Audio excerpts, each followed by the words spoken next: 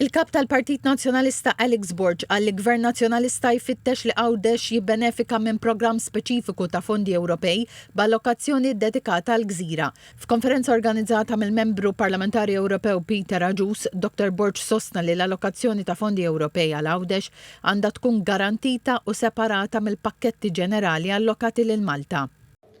Jiġifieri ikun hemm fondi li jingħataw il-Malta u ikun hemm allokazzjoni permezz ta' ring fencing għal Għawdex. U għalhekk il-bżonn li ikun hemm propju pakkett dedikat speċifikament għar-reġjun ta' Għawdex dik tagħti iktar serħan il-moħħ lil Għawdex illi dawn ser ikunu diretti propju għalih. Dr. Borg qal li dawn il-fondi jistgħu jintużaw fost l-oħrajn għall-investiment fl-infrastruttura awċija, fil-konnettività, fl-imprenditurja awċin u fis-setturi agrikoli tal-gżira. Fl-intervent tiegħu il-Kap Nazzjonalista tenna l-weda li jibni sptar ġdid ta' 400 sodda f'Għawdex, investiment f'helipad fl-Isptar Ġenerali ta' Għawdex u li jkabbar il-port tal-Imġar.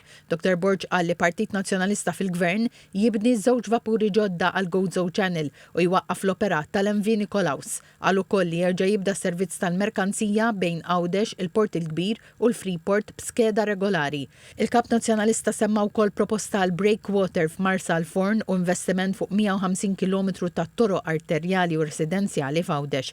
Dr. Borg jgħid li l-futur ta' Għawdex għandu jinkiteb mill-Awċin stess u spjega li l-pjani tal-Partit Nazzjonalista għal Għawdex mhumiex biss pjan ta' investiment imma viżjoni ġdida għal Għawdex minħabba li qal li Għawdex jistħoqlu aħjar u l-Partit Nazzjonalista lesti waslu.